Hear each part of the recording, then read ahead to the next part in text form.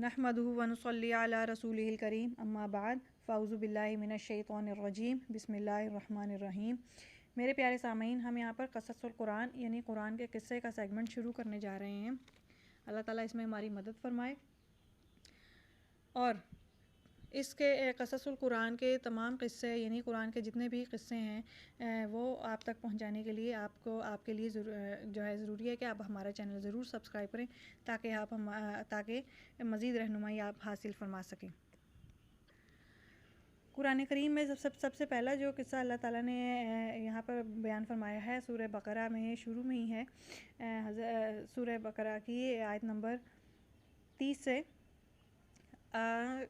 हज़रत आदम अलैहिस्सलाम की पैदाइश का, उनकी तख्लीक का किस्सा शुरू है यहाँ पर कि जब अल्लाह ताला इरादा फरमाते हैं हज़रत आदम अलैहिस्सलाम की तख्लीक का, तो वो फ़रिश्तों से कहते हैं कि फ़रिश्तों, मैं ज़मीन में या मैं इस दुनिया में एक नाइब बनाने वाला हूँ। तो फ़रिश्ते कहते हैं कि अल्लाह, क्या तू वो नाइब बनाएगा, वो खलीफा बनाएगा जो ज़मीन में फ़साद करेगा, लड़ाई झगड़े करेगा। यानी फ़रिश्तों ने इस चीज़ की पहले ही निशानदेही कर दी, जो फ़साद करेंगे और लड़ाई झगड़े करेंगे, तो क्या हम काफ़ी नहीं हैं तेरी तस्बीह, तेरी हम्द और तेरी पाकीज़गी बयान करने के लिए? तो अल्लाह ताला फरमाते हैं कि बेशक जो मैं जानता हूँ वो तुम हरगिज़ नहीं जानते। फिर अल्लाह ताला ने हज़रत आदम अलैहिस्सलाम का ढांचा बनाना शुरू किया। तो इब्लीस, जिसे आज हम शैतान के नाम से जानते हैं, इब्लीस चूँकि पहले एक फ़रिश्ता था, वो उस वक्त देख रहा था कि ये खुदा ताला तो इसको हकीर सी मिट्टी से बना रहे हैं और हम लोग आग से बने हुए हैं या मैं आग से बना हुआ हूँ, तो अल्लाह ताला हमारा खलीफा इसे बना रहे हैं। यानी उसको पहले ही थोड़ा सा तकब्बुर होने लग गया था। बहरहाल जब हज़रत आदम अलैहिस्सलाम का ढांचा बनाया जा रहा था तो माफ़ कीजिएगा, शैतान नहीं, शैतान तो बाद में हुआ। इब्लीस वो सुबह शाम उसको देखता रहता था और तंज़िया अंदाज में कहता था कि अच्छा तो ये है वो इंसान जिसे फ़रिश्तों पर फजीलत देने जा रहा है खुदा ताला। एक दिन जब उसे मौका मिला तो हज़रत आदम अलैहिस्सलाम के ढांचे में दाखिल हो गया और अंदर से पूरा घूम फिर कर देखा और कहने लगा कि ये तो अंदर से खाली है, बिल्कुल ही खाली है। तो ये सोचकर वो बाहर निकल आए। फिर जब अल्लाह ताला ने हज़रत आदम अलैहिस्सलाम की रूह को हुक्म दिया कि वो उस ढांचे में दाखिल हो जाओ, बहुत चीखी चिल्लाई कि मैं अंदर नहीं जाऊंगी, अंदर बहुत अंधेरा है। मगर अल्लाह ताला ने हुक्म फरमाया कि ये तो मेरा हुक्म है। तो बोली, अल्लाह, अगर मेरा इख्तियार में होता तो मैं कभी इस अंधेर कोठरी में ना जाती। फिर वो अंदर दाखिल हुई। अभी आधे दर तक ही पहुंची थी कि हज़रत आदम अलैहिस्सलाम ने खुशी महसूस की कि उनमें जान आ रही है, तो वो खुशी से चलने लगे। मगर उनकी अभी टांगों में जान नहीं आई थी तो वो गिर पड़े थे। तब अल्लाह ताला ने फरमाया था कि इंसान बहुत जल्दबाज पैदा किया गया है। फिर अल्लाह ताला ने हज़रत आदम अलैहिस्सलाम को मुकम्मल किया और उन्हें तमाम दुनियावी चीज़ों के नाम सिखाए, यानी कि इल्म दिया उन्हें। फिर अल्लाह ताला ने उन्हें दुनियावी चीज़ों के सामने रखी और एक एक करके उन चीज़ों का नाम पूछा और उन्होंने बताए। इस तरह अल्लाह ताला ने उनको फ़रिश्तों पर इल्मी फ़जीलत दी, यानी कि फ़रिश्तों पर इंसानों को या अंबिया को जो है वो इल्मी फ़जीलत हासिल है।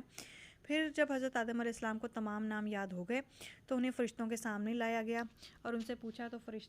जब फ़रिश्तों से पूछा गया तो फ़रिश्ते तो उन चीज़ों के नाम नहीं जानते थे, क्योंकि उनके लिए जो है ये चीज़ें बिल्कुल अलग से नामालूम थी, कभी अल्लाह ताला ने उनके सामने नहीं की थी। वो तो सिर्फ़ अल्लाह ताला की तस्बीह व तारीफ़ ही हर वक्त करते रहते थे। तो फ़रिश्ते तो इन चीज़ों के नाम नहीं बता सके। लिहाजा जब हज़रत आदम अलैहिस्सलाम को इन सब चीज़ों के सामने किया और उन्होंने बासानी बता दिए, तो फिर फ़रिश्तों ने कहा, अल्लाह, बेशक जो तू जानता है वो हम नहीं जानते। अब सवाल ये है कि हज़रत आदम अलैहिस्सलाम को अल्लाह ताला ने किन किन चीज़ों के नाम सिखाए थे। बहुत सारी चीज़ों के नाम सिखाए गए थे, जिनमें से चंद एक हैं कि इंसान, जानवर, ज़मीन, आसमान, चाँद, सूरज, सितारे, दरिया, समंदर, प्याला, चम्मच, देगची, डोई वगैरह। यानी कि अब यहाँ पर फ़रिश्तों पर जो है हज़रत आदम अलैहिस्सलाम को इल्मी फ़जीलत हासिल हो गई। अब जब इल्मी फ़जीलत हासिल हो गई तो अल्लाह ताला ने फ़रिश्तों से कहा कि अब मेरे खलीफा को सजदा करो। अब ये सजदा इबादतन नहीं था, ये सजदा ताज़ीमन था। सजदे दो तरह के होते हैं, एक इबादत का और एक ताज़ीम का। ठीक है, इबादत कहते हैं नहायत ही ज़िल्लत को, यानी कि आप अल्लाह ताला के सामने अपने आप को बिल्कुल हकीर जानोगे तो वो है इबादत, और ये सजदा सिर्फ़ अल्लाह के लिए ही जायज़ है। اور اللہ تعالیٰ نہیں چاہتا کہ وہ انسان جو ہے اس کے سوا کسی کے آگے بھی اپنی ذلت اختیار کرے۔ اس سے انسان کی شان ظاہر ہوتی ہے کہ اللہ نے اس کا اپنے سوا کسی اور کی عبادت کرنا جائز نہیں رکھا، یعنی کہ انسان کی شان بھی ہے کہ وہ کہتا ہے کہ انسان صرف میرے آگے جھکے اور مجھ سے ہی ایک حقیر ہو کر مجھ سے ہی دعا مانگے اور گڑ گڑا کر دعا مانگے۔ اچھا، جو سجدہ اللہ تعالیٰ نے فرشتوں سے حضرت آدم علیہ السلام کو کروانا چاہا تھا وہ تعظیم و اکرام کا سجدہ تھا اور احترام کا سجدہ تھا،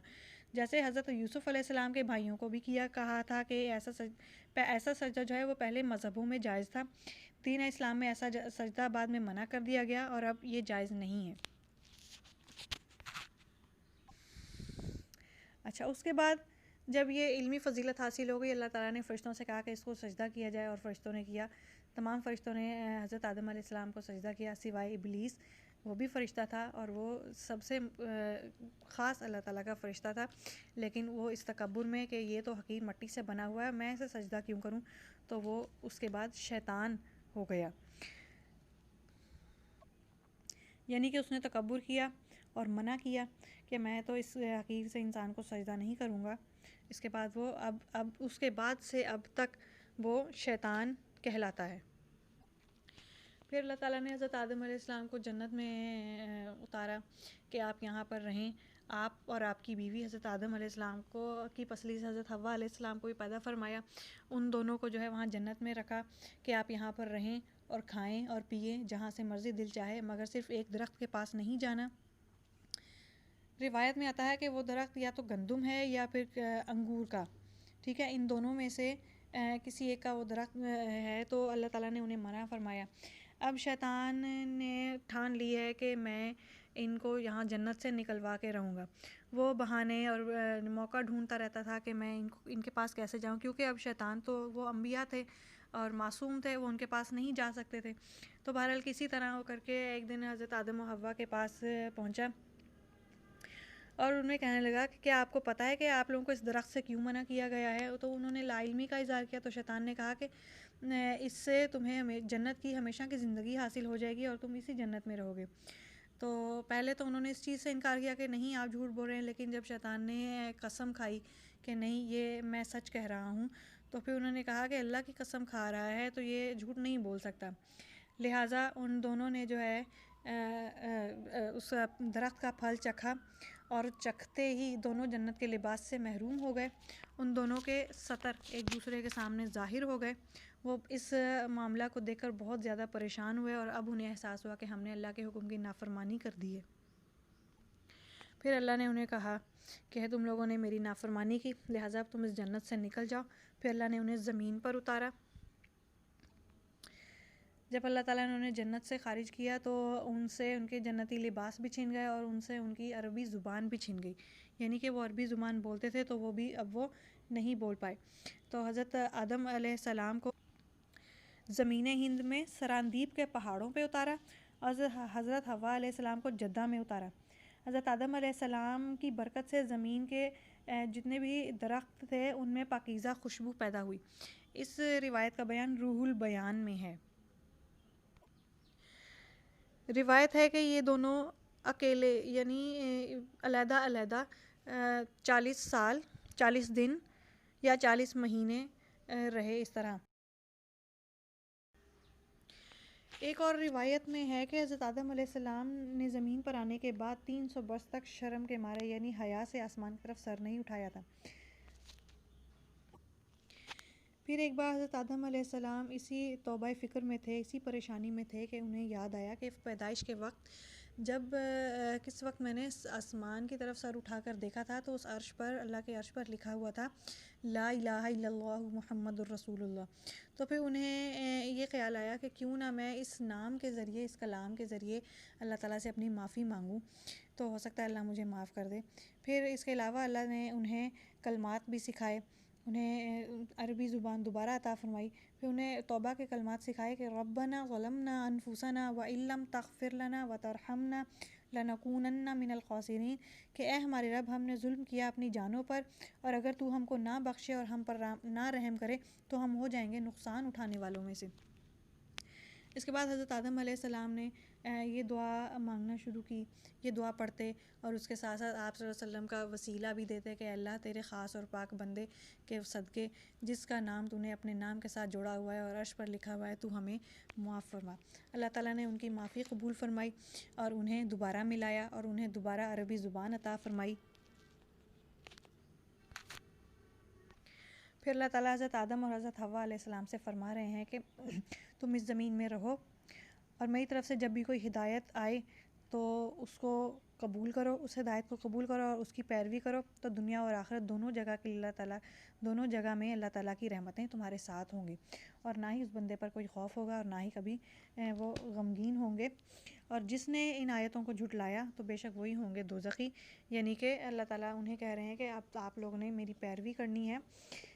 میری طرف سے کوئی ہدایت آئے گی تو اس کو قبول کرنا ہے اور اس کا دل سے اقرار کرنا ہے۔ یہاں پہ حضرت آدم اور حضرت حوا علیہ السلام کا قصہ، یعنی کہ ان کی تخلیق کا، پھر انہیں جنت سے نکالنے کا اور پھر ان کی توبہ قبول کرنے کا قصہ جو ہے اختتام کو پہنچتا ہے۔ اگلے قصے کے ساتھ ہم دوبارہ انشاءاللہ حاضر ہوں گے۔ وآخر دعوانا ان الحمد للہ رب العالمین۔